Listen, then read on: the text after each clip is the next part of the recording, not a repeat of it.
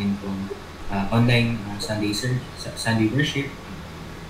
Napakabuti po na ating pong Panginoon dahil muli po tayo pong ay binigyan po ng pagkakataon na magkasama-sama po upang siya po ay sambahin ang pasalamatan. Kamusta po? Kamusta po kayong lahat? Alam ko pong lahat po tayo ay busy po. Kanya-kanya po natin mga gawain. Pero ngayon po ay dumating po muli ang araw po na ito para po tayo po ay makapagpahinga po sa presensya po natin. At nawa po yung lumipas po na linggo ay naging productive po at naging fruitful po para po sa bawat isa. Alam niyo po sa Lamentations po, sa Lamentations 3:22-23, ang sabi po doon, "The steadfast love of the Lord never ceases. His mercies never come to an end. They are new every morning, and great is your faithfulness." Napakaganda po ng sinabi po dito, napakaganda ng reminder po na ang bawat bagong umaga daw po na dala po ng Diyos ay dala po niya ang bagong pag-asa, ang bagong lakas at ang bagong biyaya. Kahit gaano man po kabigat o kahirap po yung nakalipas po ng mga araw, ang pag-ibig at ang habag daw po ng Panginoon hindi po nalulubos. At habang nagpapatuloy po tayo, patuloy din po natin panalangin po ng mga kapatid na nangangailangan po ng comfort, nangangailangan po ng healing, at huwag po natin kalimutan ng magpasalamat po sa lahat ng mga pagpapalit at mga panalangin. Kaya po ngayong linggo, as we come before Him, with grateful and joyful hearts, and believing na meron po inihanda po ang Panginoon sa atin na bago at maganda para po sa atin. Hopeful din po tayo dahil ang Diyos na tapat po kahapon ay siya rin pong Diyos na tapat po ngayon. Maasahan po natin magiging tapat po bukas. Kaya po sa pagsisimula po na ating pong pagtitipon, sama-sama po tayo lumapit po sa presensya po ng ating pong Panginoon at lumawitan po ng ating pong pasimulang panalangin. Tinatawag ko po si Brother June upang pangunahan po ating pong opinion. Sa mga sandali po na ito, ilagay po natin ating sarili sa presensya po natin.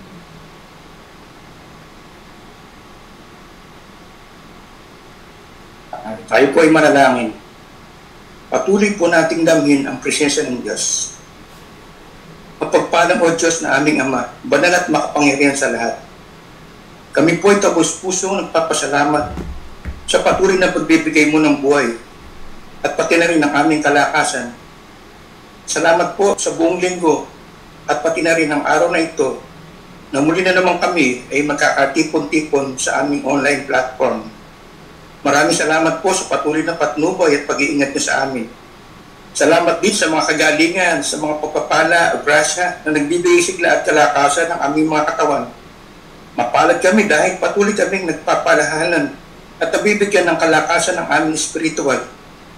Mapalad kami dahil hindi ka nagpapabaya sa amin. Ikaw na aming Diyos na tunay na nagmamahal sa amin. Kaya po kami ay hindi nagsasawang magpuri at walatin ang inyong pangalan kasama ng Holy Spirit at ang inyong anak na si Jesus. Panginoon, inilalapit at buong puso namin isinusuko ang aming mga sarili upang hingi sa inyo ng tawad ang aming mga pagkukulang, mga pagkakasala na bigla-bila na lang dumarating sa aming mga buhay. Hindi po kami perfecto, kung kaya hinihingi namin, O Diyos, na patuloy kang kumilos para sa aming kahinaan.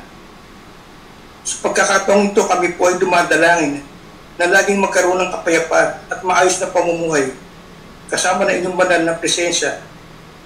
Panginoon, maghari ka sa bawat isa sa amin para sa aming pagkatakot sa paggawa ng kasalanan ay aming maiwasan. At patuloy niyo po kami bigyan ng kababaang loob upang patuloy kaming makapamuhay ng may kabanalan. Ama, sa mga oras din na ito ay tuon mo kami sa kalagitnaan, sa pakikinig. At tignan niyo po ang aming kapatid na si Pastor Darwin. Bigyan siya ng sapat na karunungan at kaalaman para sa kanyang pagbabahagi sa amin ngayon ng mabuting balita. Muli po sa iyo ang papuri. Ang lahat na ito'y tinataas namin sa Panginoong Jesus na aming tagapagligtas. Amen. Amen.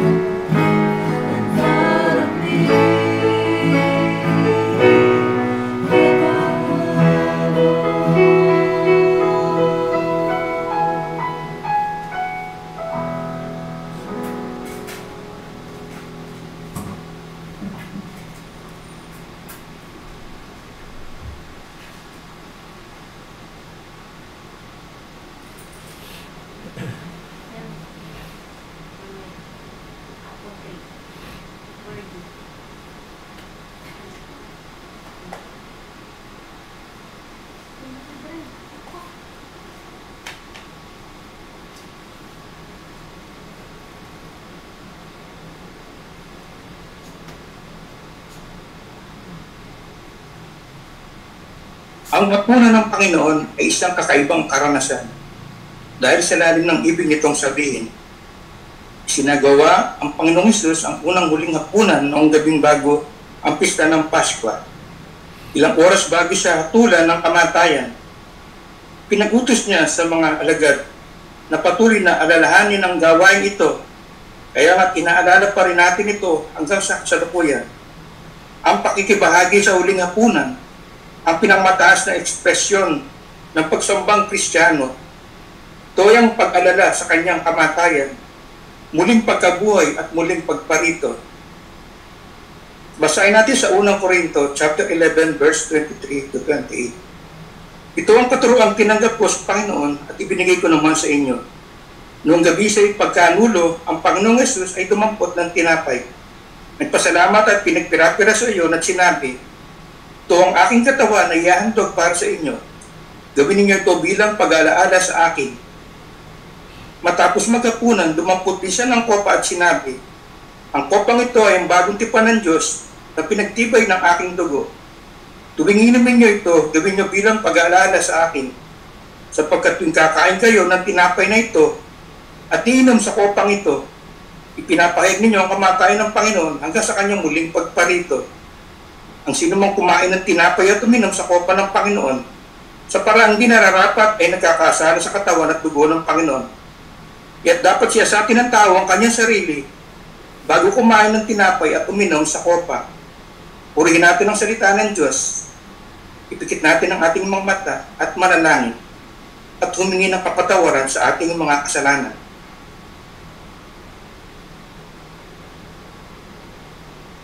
Sabay-sabay nating pagsaluhan ang simbolo ng katawan ng Panginoong Hesus.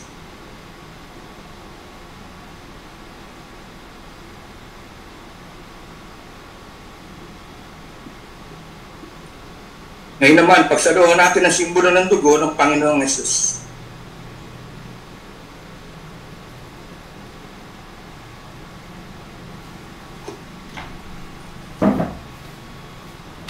Ngayon naman po ay tayo ay makinig. Ang mensahe na ibabagi sa atin, ating kapatid, na si Pastor Darwin.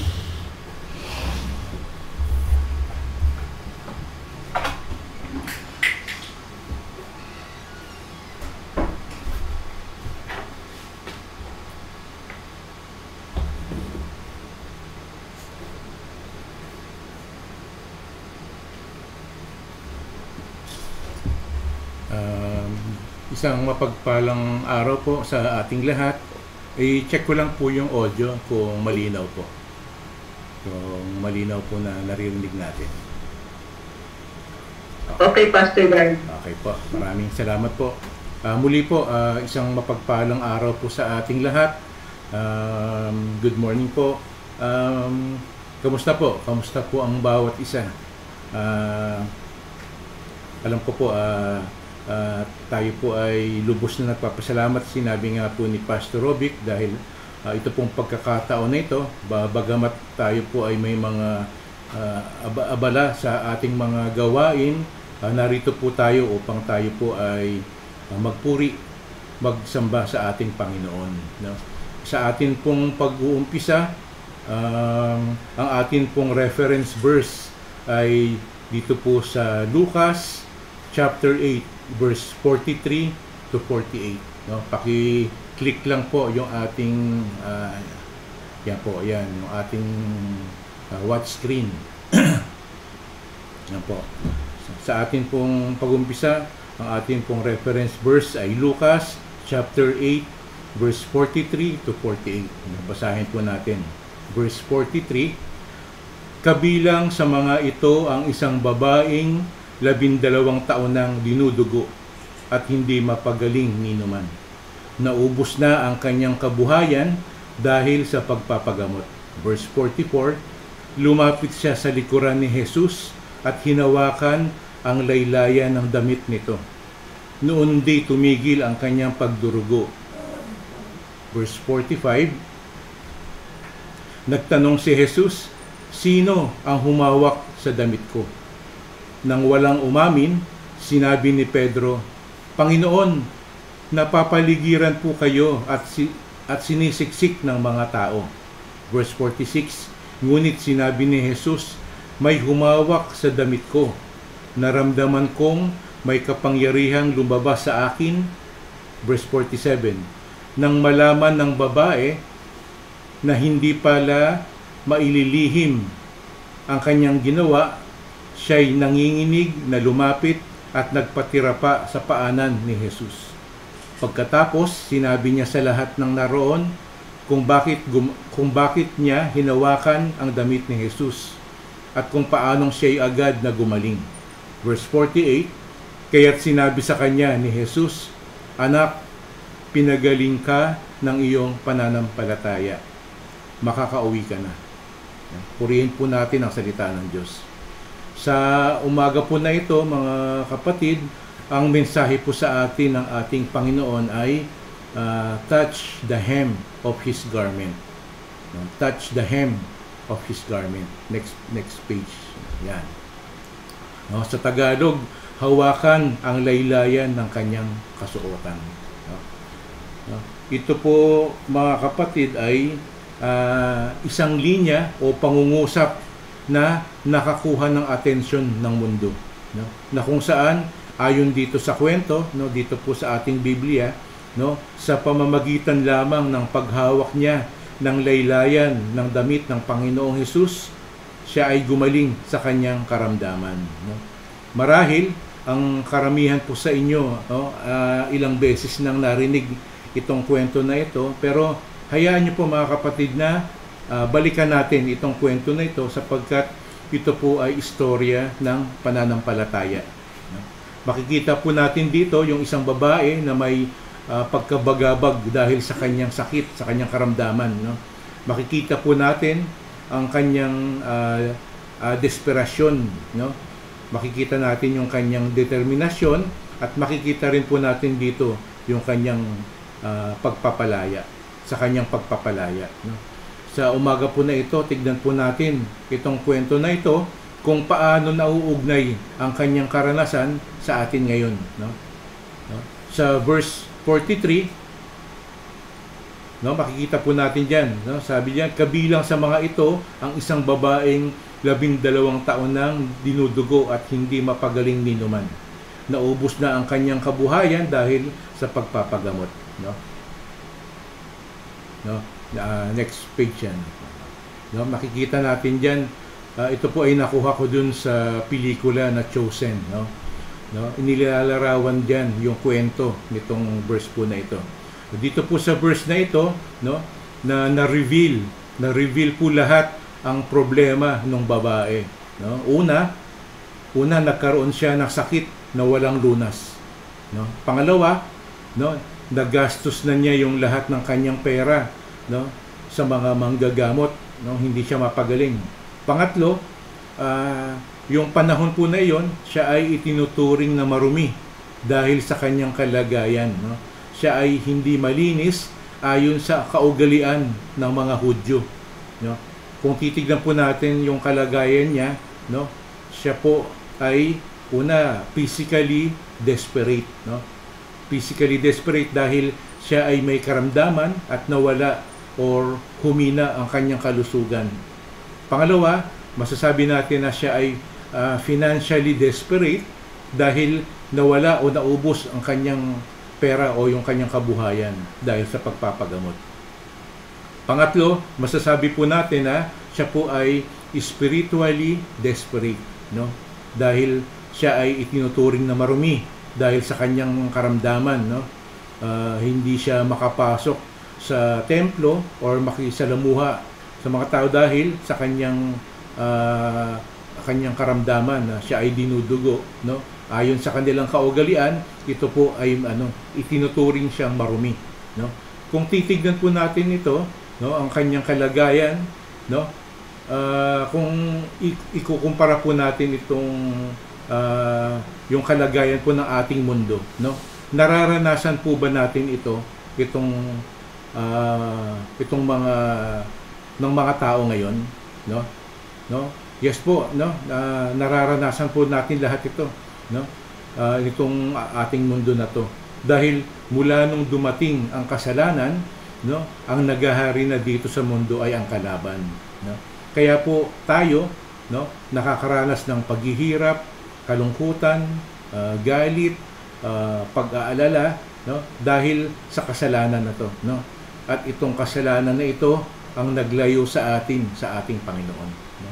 Kung titignan po natin yung babae dito sa kwento, no, inilalarawan niya ang lahat ng tao na nakahiwalay kay Kristo, no? Una, katulad nung sinabi kanina, physically, no, inilalarawan nitong babae na to yung lahat ng tao na nakahiwalay kay Kristo, no? Next page.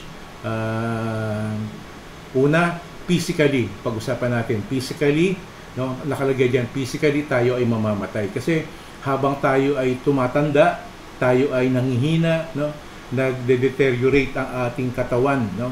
Tayo ay patuloy na gumagalaw patungo sa kamatayan, no? Kaya physically tayo po ay mamamatay, no? Pangalawa, financially, no? Masasabi natin na hindi mabibili ng pera ang kaligayahan, no, kapayapaan, no, at hindi mabibili ng pera ang kailangan natin na kaligtasan, no? Pangatlo, spiritually, no, tayo po ay hindi malinis sa harapan ng Diyos, no, dahil sa kasalanan, no? Ang ating kasalanan ang naghiwalay sa atin sa Diyos, no? Ito po yung mga realidad, no?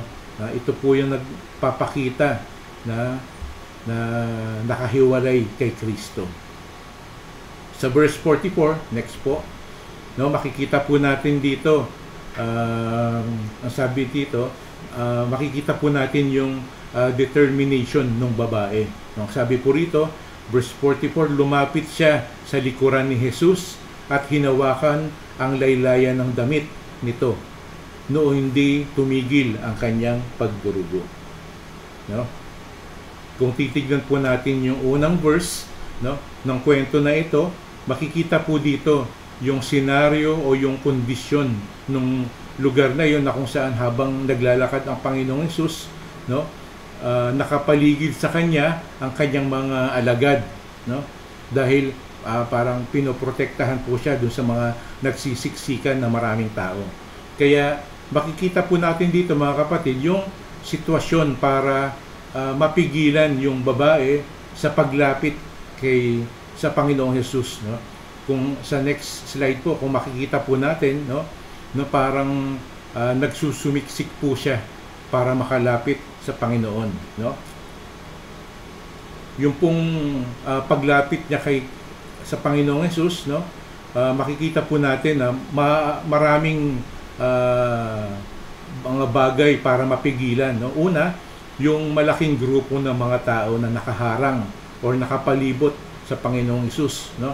Pangalawa, yung mga alagad na nakapalibot sa Panginoong Hesus para siya ay proteksyonan, no, para doon sa maraming tao na nagsisiksikan, no? Pangatlo, ang talagang pakay ng Panginoong Hesus ay puntahan yung bahay ni Jairo, sapagkat itong verse po na ito, ang nabanggit po dito ay nilapitan po siya nung lalaki na si Jairo, sapagkat ayon dito sa kwento, nakiusap or nagpatira pa si Jairo para sumama sa kanya dahil ang kanyang maglalabing dalawang anak na babae ay naghihingalo, no? Kaya yung senaryo po na to, itong kwento na to, ay papunta po sila dun sa bahay ni Jairo.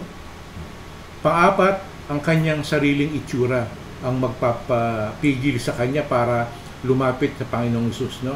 Dahil ang kanyang kalagayan nga ay meron siyang karamdaman, siya ay maputla, nangihina, siya po ay mahirap, no? Siya ay nakakaawa, no? Itong pong kanyang itsura na isang way para mapigilan po yung kanyang paglapit sa Panginoong Hesus.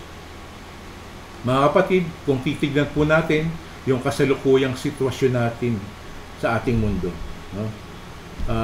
Ang dami rin po ng mga sitwasyon na pumipigil sa mga tao na lumapit sa Panginoong Hesus. Kung titignan po natin itong ating mundo ngayon, no? Kailangan lang talaga natin magpakumbaba, mga kapatid, no?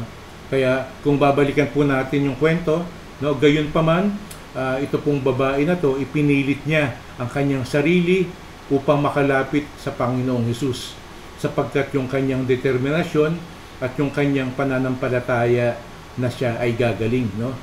Sa next page, ang sabi nga po dito sa next page po, ang sabi nga po sa Marcos chapter 5 verse 28, no? Ang sabi nga po ron, sapagkat iniisip niyang mahipo ko lang ang kanyang damit, gagaling na ako. Ito po yung iniisip ng babae na may karamdaman, no? Sa verse 45 naman po, ang sabi po rito, nagtanong si Jesus, sino ang humawak sa damit ko? Nang walang umamin, sinabi ni Pedro, Panginoon, napapaligiran po kayo at sinisiksik ng mga tao. Ngunit sinabi ni Jesus, may humawak sa damit ko. Naramdaman kong may kapangyarihan lumabas sa akin. Yung nagpapalaya, no? Yung pagpapalaya at pagpapagaling doon sa babae ay nagmula sa pakikipag-ugnayan niya kay Kristo, mga kapatid, no? Ito po ay isang paghawak o paghipo ng pananampalataya, no? Bagamat siya ay may karamdaman, siya ay nagpakita ng higit na pananampalataya kaysa doon sa ibang mga nasa paligid o doon sa mga taong nagsisiksikan doon, no? At ang nangyari nga po, tumugon po ang ating Panginoon sa kanyang pananampalataya, no? Nag-respond ang Panginoong Hesus sa kanyang faith, no? Ang sabi nga po ron sa verse, sino ang humawak sa damit ko? Ang sabi po ng Panginoon, no? Bagamat sa dulo lang ng damit na hawakan, no? Sa dulo lang ng damit ng Panginoong Hesus siya nahawakan, no? Pero ito po ay kanyang naramdaman, no? Ang sabi nga po niya, may kapangyarihang lumabas sa akin.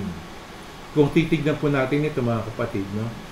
Itong kwento na to, sa dami po ng tao na nagsisiksika, no, nakapaligid sa Panginoong Hesus, hindi po natin alam, no? Hindi po natin alam kung nahahawakan rin siya nung maraming tao ron, no? Pero bakit po kaya yung paghawak ng babae sa dulo ng kanyang damit, no, ang daramdaman ng Panginoong Hesus, no?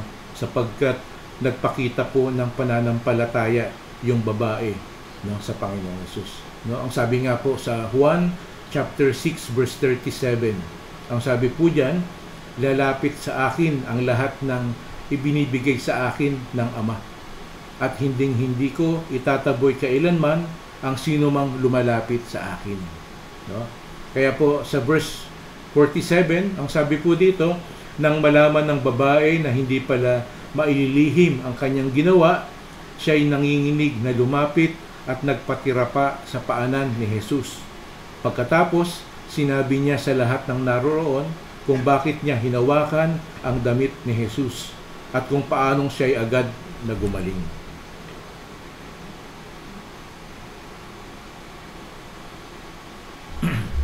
Pinakita po dito, mga kapatid, yung sobrang takot ng babae habang siya ay nagpapaliwanag, no?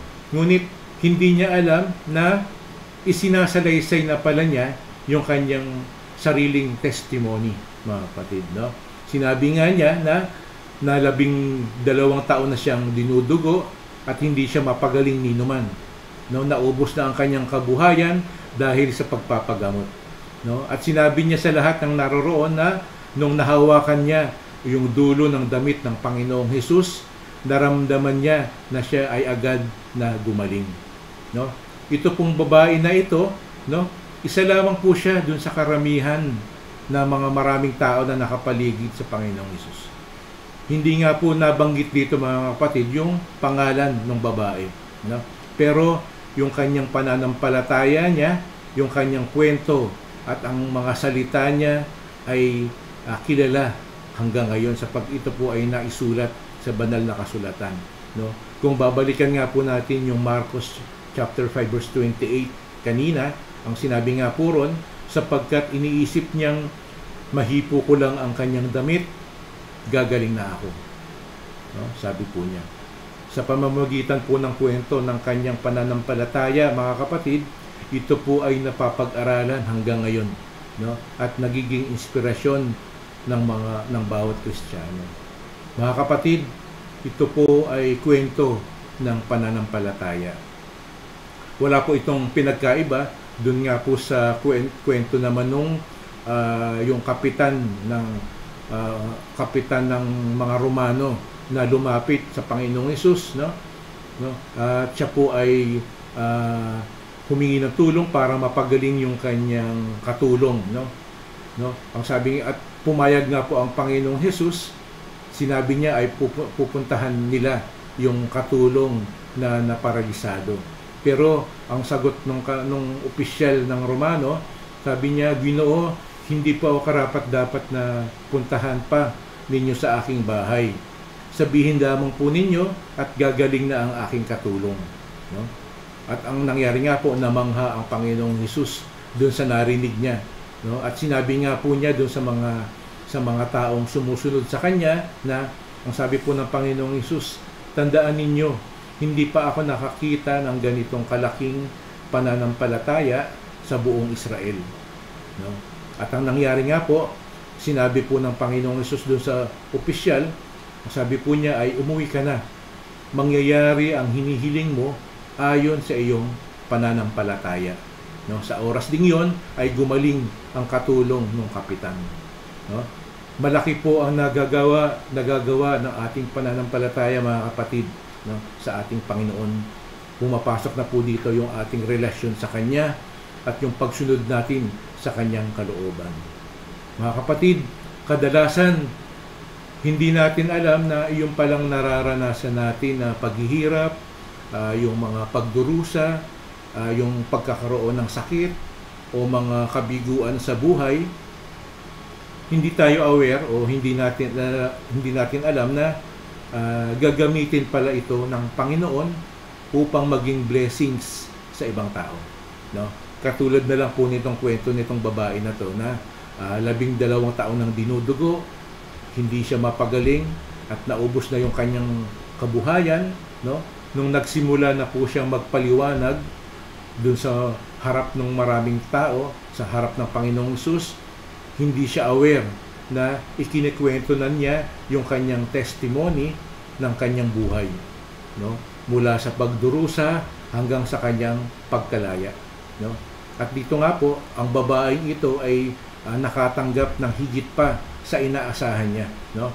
Bukod sa siya po ay gumaling sa kanyang karamdaman, no? Siya din po ay napalaya sa kanyang mga kasalanan, no?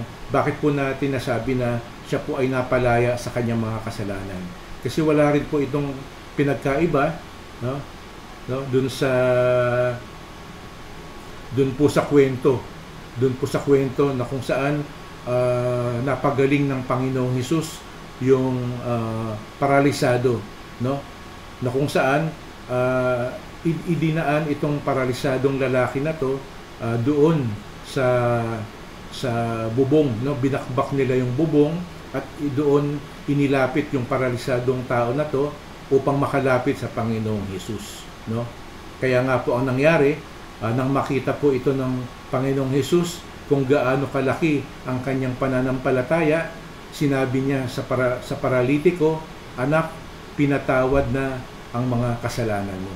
Kaya po sa huling verse, no, sa verse 48, nasabi nga po dito, kaya't sinabi sa kanya ni Jesus, anak, pinagaling ka ng iyong pananampalataya, makakauwi ka na, no? Kaya po mga kapatid, ito po ang mga iilan lamang sa mga kwento ng pananampalataya dito po sa Biblia. Ito po ay nagbibigay sa atin ng kalakasan at ng inspirasyon bilang mananampalataya, no? Sinasabi po sa atin ng Panginoong Hesus na ang lahat ng lumalapit sa Kanya ay hindi niya itataboy, no? Kaya po hayaan niyo pong magtapos po tayo sa verse na ito, no? Dito po sa Juan chapter 6 verse 38 to 40. Dito po sa verse na to, mga kapatid, tignan po natin ito mabuti sapagkat ito po ang sinasabi sa atin ng ating Panginoon. Ang sabi po sa atin, ako'y bumaba mula sa langit, hindi upang gawin ang sarili kong kalooban, kundi ang kalooban niya na nagsugo sa akin. Yun po ang ating Diyos Ama. Verse 39, at ito ang kanyang kalooban, ang huwag kong hayaang mapahamak ang kahit sino man sa mga ibinigay niya sa akin, kundi ang buhayin ko siyang muli sa huling araw. Verse 40, sapagkat ito ang kalooban ng aking Ama, ang lahat ng kumilala at sumampalataya sa anak ay magkaroon ng buhay na walang hanggan, at sila'y muli kong bubuhayin sa huling araw. No? Purihin po natin ang salita ng Diyos, mga kapatid, no? Ulitin ko lang po, ang kalooban po ng Diyos Ama, no? Ang lahat ng kumilala at sumampalataya sa anak. Ang anak po ay ang Panginoong Hesukristo, ay magkakaroon ng buhay na walang hanggan, at sila'y muli kong bubuhayin sa huling araw sa pamamagitan po ito ng ating pananampalataya sa Kanya. Kaya magandang umaga po sa ating lahat, mga kapatid. Purihin po natin ang Panginoon. Amen. Amen.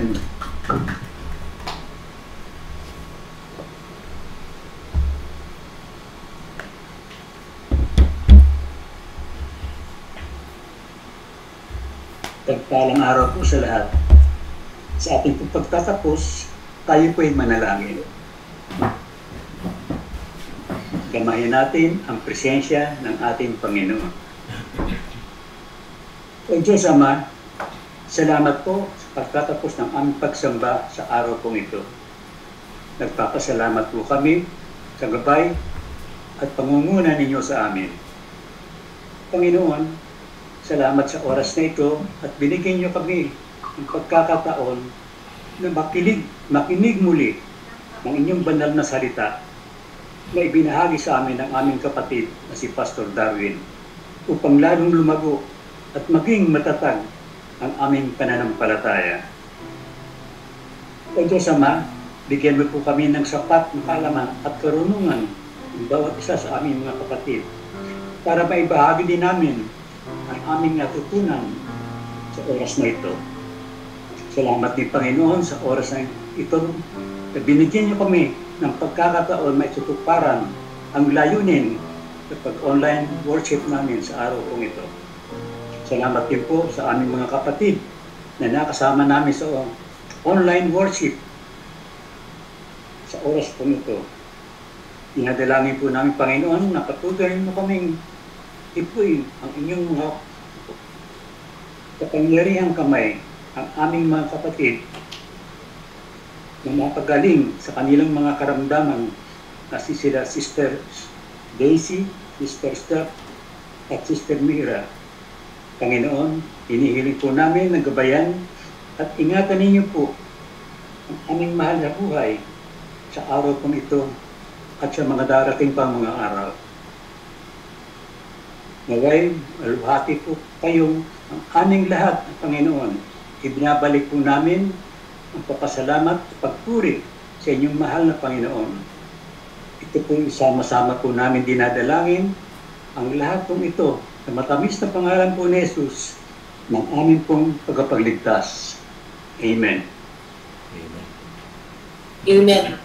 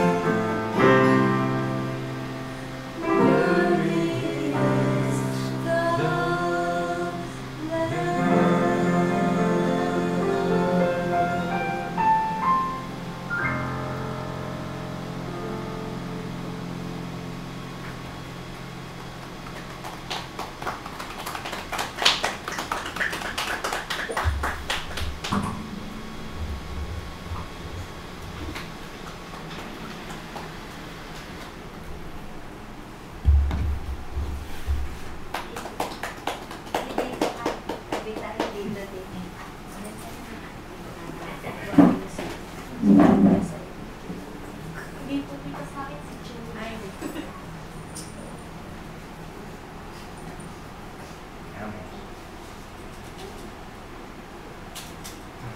oo nga na hindi dito sa Jim. Dito po. Pupad ka ng maalas na. Okay lang.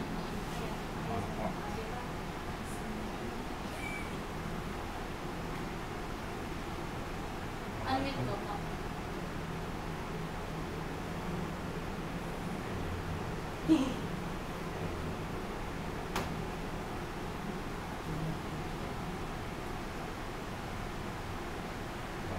Sige po, open po tayo ng camera.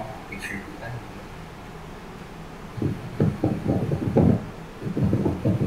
Sige po.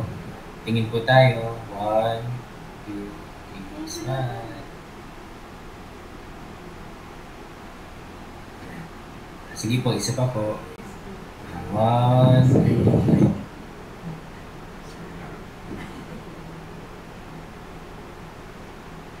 okay na po. Sige po. Thank you po. Ingat. Thank you po, Pastor Darwin. Thank you. God bless everyone. Bye. God bless everyone. Others, ingat po. Yes po.